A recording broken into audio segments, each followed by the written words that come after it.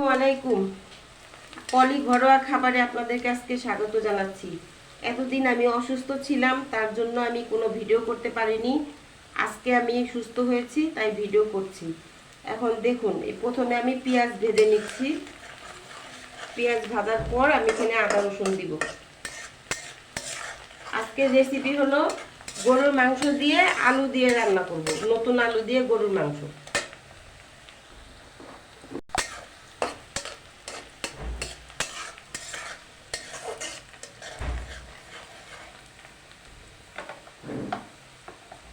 এখন আমি আদা রসুন দিয়ে দিলাম।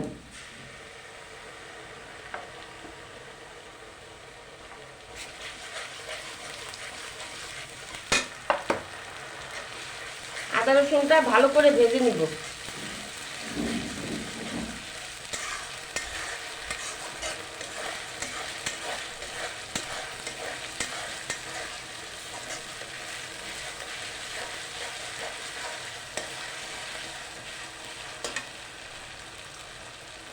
এখানে পরিমাণ মতো লবণ দিয়ে দিলাম।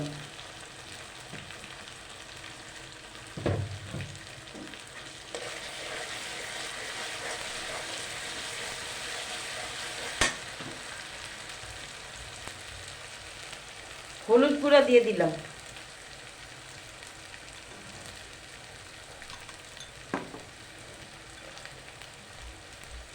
মরিচ গুঁড়া দিয়ে দিলাম।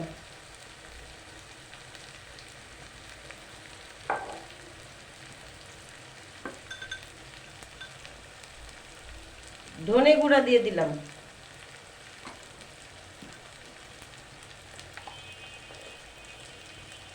জিরে গুঁড়া দিয়ে দিলাম।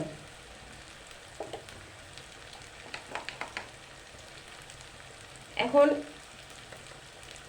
এখানে গরম মশলা, এটা হলো দারচিনি, এলাচ, লবঙ্গ, গোলমরিচ, জায়ফল, জৈত্রিক সব মশলা একসাথে আমি গুঁড়ো করে নিয়েছি। সেই মশলাটা এখানে দিয়ে দিলাম।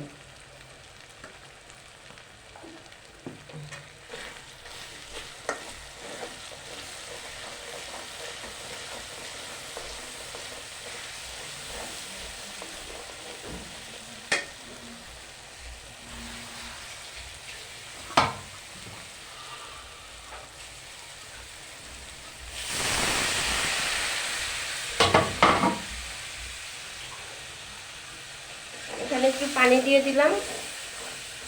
এখন এটা ভালো করে কষানো হবে, তারপরে মাংস দেব। তেজপাতা দিয়ে দিলাম। মাংসগুলো দিয়ে দিচ্ছি।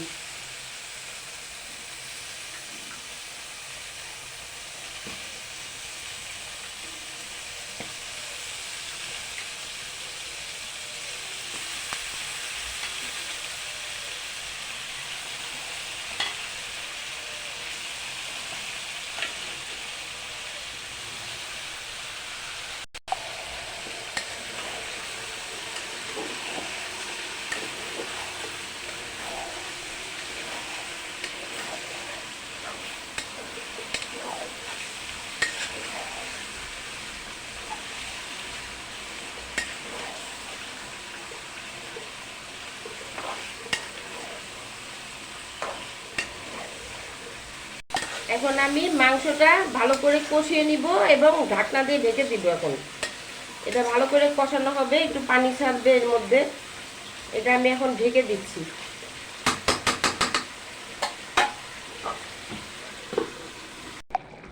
গরুর মাংসের মধ্যে আমি পানি দিয়েছি, গরম পানি দিয়েছি। এখন মাংসটা সিদ্ধ হবে। সিদ্ধ হয়ে গেলে আবার কষিয়ে তারপরে আলু দিব। মাংসটা সিদ্ধ হতে একটু সময় লাগে, গরুর মাংস তো, এর জন্য।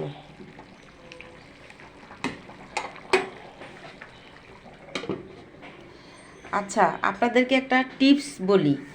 সেই টিপসটা হচ্ছে, আপনাদের কারো দাঁত যদি কালো হয়ে থাকে, পান খেয়ে কালো হয়ে গেছে কিংবা লাল হয়ে গেছে, তাহলে আপনারা কি করবেন জানেন? আপনাদেরকে 2 থেকে 3টা তেজপাতা নিতে হবে। তারপরে লবণ নিতে হবে। লবণ দিয়ে তেজপাতাটা ভালো করে বেটে গুঁড়ো করে নিতে হবে। নিয়ে তারপরে সরিষার তেল দিয়ে তারপরে দাঁতটা মাজবেন। মাজলে পরে মনে করবেন দাঁতটা একদম চকচকে ধকধকে হয়ে গেছে। তারপরে দেখবেন কত সুন্দর লাগছে দাঁতটা। টিপসটা বুঝতে পেরেছেন? মাংসটা এখন কষানো হয়ে গেছে। এখন আমি এর মধ্যে আলু দিয়ে দিব।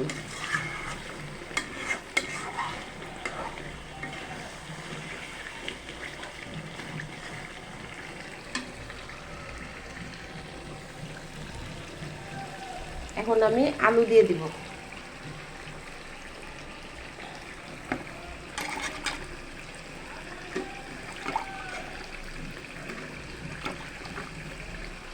আলু আর কাঁচামরিচ এই দুটো জিনিস দিয়ে দিলাম।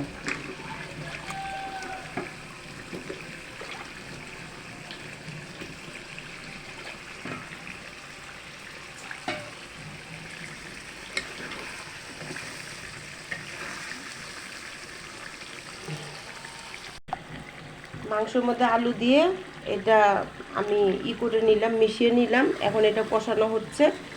এটা হয়ে গেলে, কষানোটা হয়ে গেলে আমি দিব, পানি দিয়ে দিব।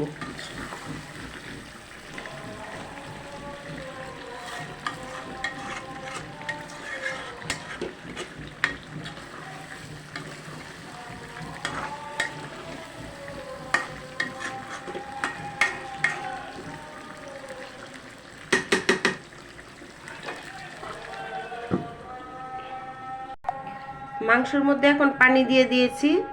এখন এটা ভালো করে ফুটবে, হয়ে গেলে তারপরে আপনাদেরকে দেখাবো কমপ্লিট হওয়ার পর। মাংসের তরকারিটা হয়ে গেছে, এখন আমি ঢেলে নিব। এই যে আমি ঢেলে নিয়েছি, তরকারিটা হয়ে গেছে। এখন আমি এর মধ্যে ঢেলে নিলাম। দেখুন, তেল কম দিয়ে রান্না করেছি, খুব সুন্দরভাবে রান্না হয়েছে, খেতেও খুব মজাদার হবে। তাহলে আমার এই রেসিপিটা দেখে যদি আপনার ভালো লেগে থাকে, তাহলে আপনারা আমাকে সাবস্ক্রাইব, শেয়ার, কমেন্টস সব কিছু করবেন।